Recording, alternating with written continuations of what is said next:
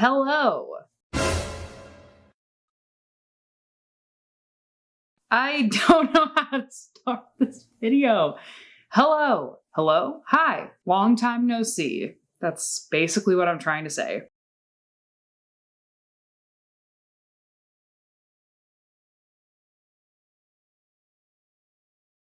It has been so long since I have sat down face to camera like I'm doing right now to record this video. But I felt like this is a video that I need to record, and the reason is because it has been so long since I've posted a video. I want to come back to YouTube. I want to revive this channel. I have been wanting to for a while now. I just haven't been able to because there's been a block inside of me because of how much different I am now than I was 3 or 4 years ago, which was the last time I was regularly uploading. So much has happened in the 3 or 4 years that I've been gone from YouTube, and I am a completely different person, quite frankly. I mean, certain aspects of me are the same, but I've matured in such a way that I'm very different. And a lot of the reasons why I have matured and changed so much actually only just occurred this past year in 2019. So I thought I would do a little bit of a year in review, why 2019 was the worst year of my life, but why I'm still choosing to be grateful for it, what I'm gonna learn from it, and what I'm gonna take with it into 2020 and for the rest of my life. The reason why I stopped posting is because I just didn't like the content I was making anymore, and so it felt like a burden to keep posting. I went from posting really funny, more comedy style videos to posting makeup because that's what I thought people wanted to see more of. And then there were some story times in there sometimes. And I really just felt like my channel was confusing blob and I didn't know what people wanted from me. And so I just left. And after I left, what I ended up doing with my life was, that sounds horrible. That sounds like my life was just YouTube. I ended up transferring colleges. I moved to a brand new city. I was in a whole new area with whole new people, made new friends, and I finished college. That's primarily what I was doing when I was gone. Now I do want to come back.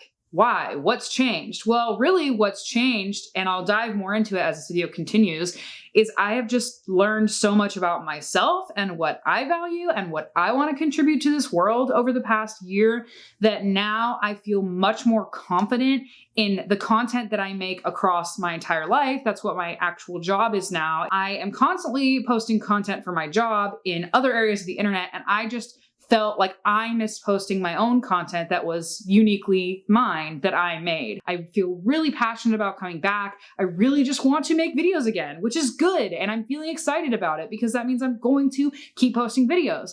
But the reason why I had to post this video and why this video needed to be the first video that I came back with is because of how different I am from the person who used to post on this channel. So yeah, my life was going pretty normal after I left YouTube. So here's where the story really starts.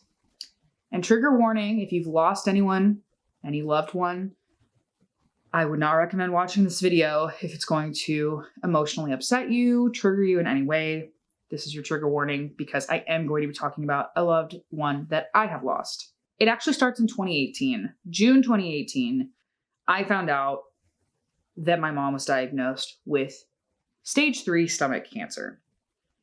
And obviously we were all really upset about it, but it was stage 3. There was still stuff that we could do to combat it.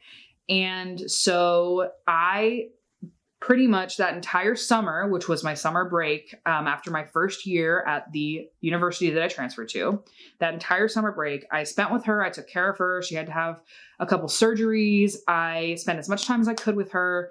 And once she healed from the surgeries that she had, then she was able to start chemo. And she started chemo in around fall of 2018, right when I went back to university for school. Now, I went to university only 2 hours away from where my family lived. So I was lucky that I could travel back and forth and see them more frequently than someone who maybe goes to university on the other side of the country from their parents. So I'm very grateful for that reason. You know, things with cancer with my mom had been going okay. Like she had weird test results with her cancer marks and that kind of stuff, but we didn't really see too big of an issue.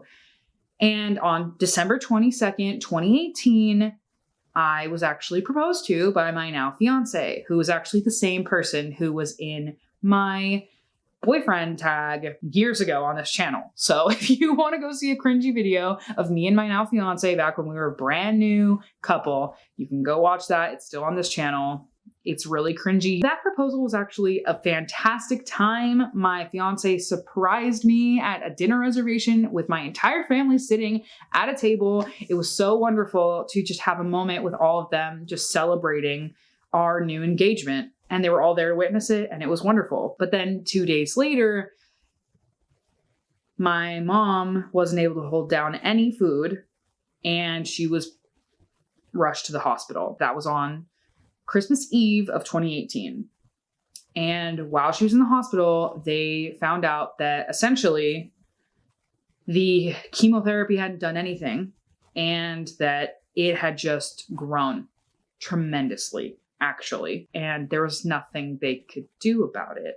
Literally, the day 2019 came into existence on New Year's Day, 2019, January 1st, 2019, she had a major surgery in which they discovered that there was nothing they could do. And that is when I found out that my mom only had 4 months to live. Obviously, it was horrible. But the worst part was that she actually didn't have 4 months to live. And only a month and a half later, on February 19th, 2019, she passed away. That was the hardest school quarter I ever had to go through. Literally every weekend, I was trekking back home, the 2-hour drive to and from, every single weekend to spend literally every second that I could with my mom. There was nothing that we could do, so we just spent as much time as we could with her.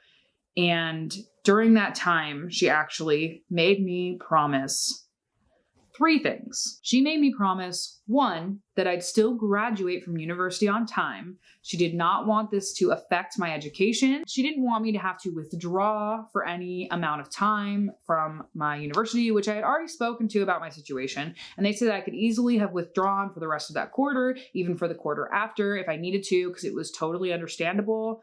But my mom specifically told me she did not want me to do that, and she wanted me to graduate on time anyway because it was my senior year, and so I was about to be done with college completely and have my degree. The second thing she made me promise was that after graduation, I would be able to financially support myself and I would get a job as soon as I could because she wanted me to be on my own, a woman who could support herself. And the third thing she made me promise was to always keep my head held high because she knew that this was a really trying time for my entire family. And she wanted me to not only be there for my entire family, but to be there for myself. I promised her that I would graduate on time and with good grades, by the way, not just like get it done. She wanted me to get it done and get it done well. And she made me promise that I would do that. And despite the fact that I went to a guidance counselor and I talked to them about my whole situation, I talked to them about everything, and they strongly recommended, like they almost to the point, I won't say that they thought that I couldn't do it, but they highly, seriously suggested that I withdraw for several quarters so that I could cope and then come back and then truly excel to the best of my ability after I was done going through the grieving period. I kept that promise to my mom and I said, nope. I am going to stick my head down in the ground and I'm going to grind hard and I am going to graduate on time with good grades, with honors. I'm going to do it. And I did it. But along the way, my grieving process was definitely thrown to the side, just shoved to the side. I basically, in an unhealthy way, ignored the fact that my mother had just passed away, that my mom passed away, and I just basically not pretended like it didn't happen, but essentially I almost pretended like it just didn't happen. I didn't have time to grieve, basically. So I just shoved it all to the side. And so because I did this, it wasn't that I wasn't coping with my grief at all. It's just the way that I coped with it was choosing to ignore it and food. I ate a lot of bad food. which also resulted in me gaining a lot of weight. I actually gained about 70 pounds. It's really embarrassing because literally just before I found out my mom was diagnosed with cancer, I had actually lost around 60 pounds. So I pretty much gained it all back and then some, which is embarrassing for me to admit. And now I'm dealing with the consequences of the poor way that I chose to cope with my grief.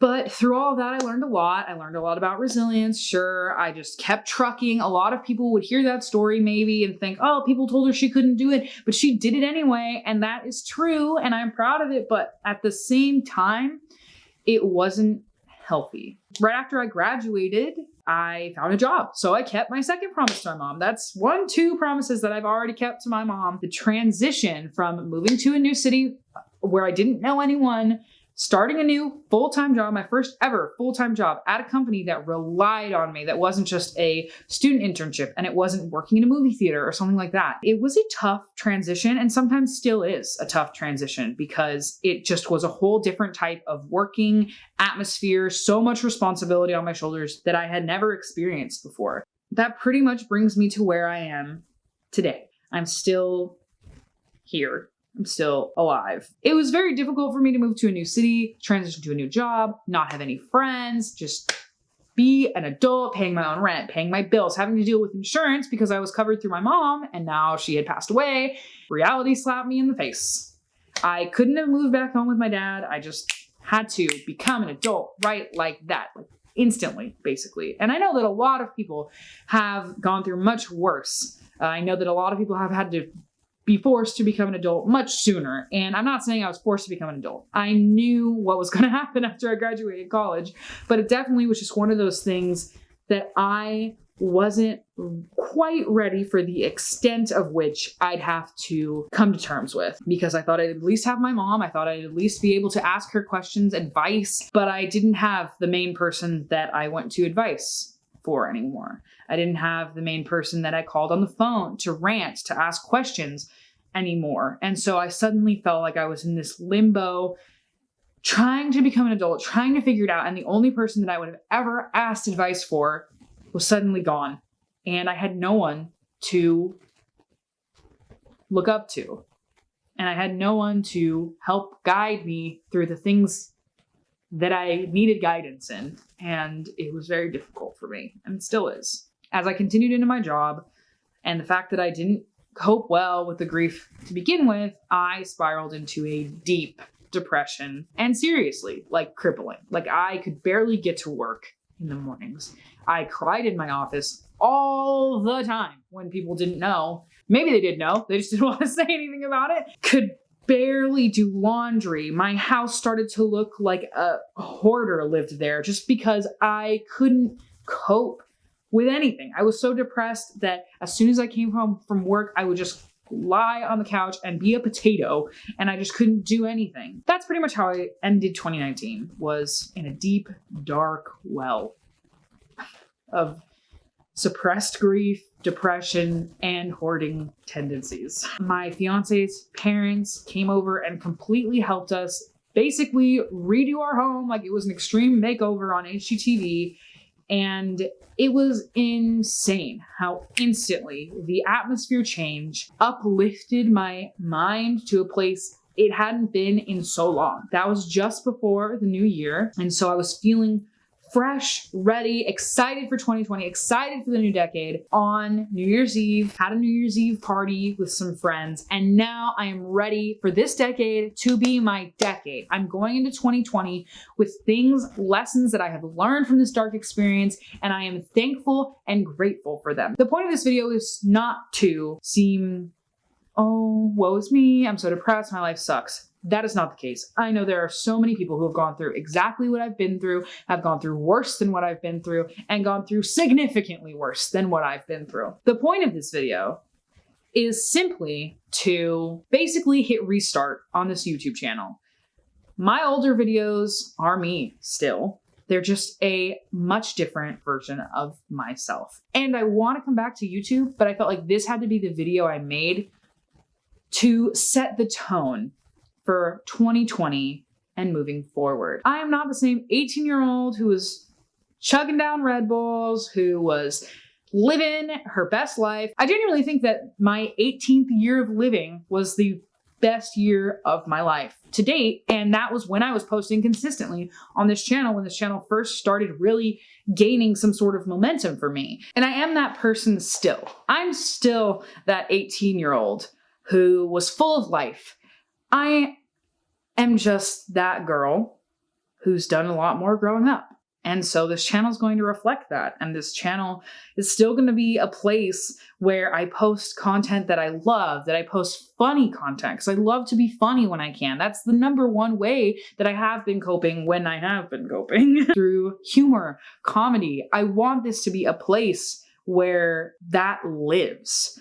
I want this channel to be a place where all of my favorite things live. I want this channel to genuinely show my passions. I genuinely just want this channel to be all of my favorite things in one place. Not so much that so that other people can watch it and enjoy it, but so that I have my own little place on the internet that is just the things that absolutely spark joy in me. And that's what I want this channel to be. But I felt like I couldn't have this channel be that until I made this video and I talked about everything that I've gone through, because I just felt it inside of me that this was the proper way, that I had to hit the refresh button on this YouTube channel and make a completely clean slate. Some versions of the videos I used to post may be coming back. A lot of them won't. This channel is going to move into a place that is what I love. And right now, what I love is videos that are fun, hilarious little like cooking videos. Like when Chris Clemens made a giant ravioli. That kind of stuff I love, because they're doing what they want to on the internet. They're doing what they want. They're doing what they love. And that's what I want to do. That's the energy that I want to bring with me to 2020, is doing the things I love. And that brings me into the third promise that I made to my mom, which was that I promised her to always keep my head held high. And I have been trying, and I have been through it. But I'm still grateful for 2019 because I learned valuable lessons. I learned responsibility. I learned perseverance. I learned resilience. I learned patience. I learned self-love in a way that I did not know existed, because now I realize that it's not just, oh yeah, love yourself, treat yourself, that kind of thing. I learned self-love in a way where I now recognize that I have to take care of myself mentally, spiritually, physically, emotionally, so that I am the best person I can be to support and love my friends, my family, the people around me. Those are the things that I'm grateful for in 2019. And that sounds cheesy, and that might sound like, oh yeah, right, you're just trying to look for the positive. And I am trying to look for the positive, because if I don't know where I'll go. I don't know what I'll be. I don't know what's going to happen. I have to look for the positive. I think everyone should look for the positive, because this world is so horrible and there's so many horrible things going on all the time. There's always a new trending hashtag that's just awful. And it is for those reasons that I am choosing to focus on all the things that I can control and do the things that I can control to the best of my ability. And for that reason, I am grateful for the lessons I learned in 2019 that are going to make the rest of my life better. And that's the energy I'm taking into 2020. So yeah, that's the purpose of this video. Not to talk about how shitty 2019 was for me and how I've been really depressed and how woe is me, everything sucks. Not the purpose of the video. The purpose of this video is to say that I am ready for this new decade. I'm excited for this new decade. I am excited for this YouTube channel. I am thankful for all the things that I learned that are going to make me have the best year of my life. And I'm determined to make it happen. And that's the energy I'm bringing into 2020. And that is the energy I hope you guys bring into 2020. And I am ready to just tackle the world. That is this video.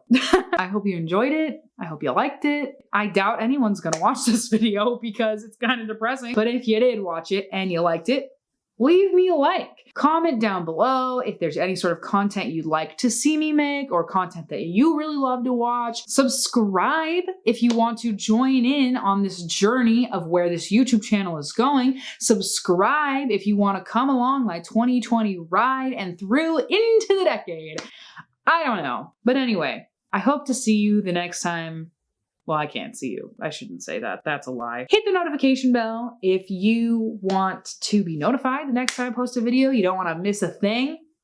That'd be pretty cool. I'd really enjoy that, actually. So thank you. Bye.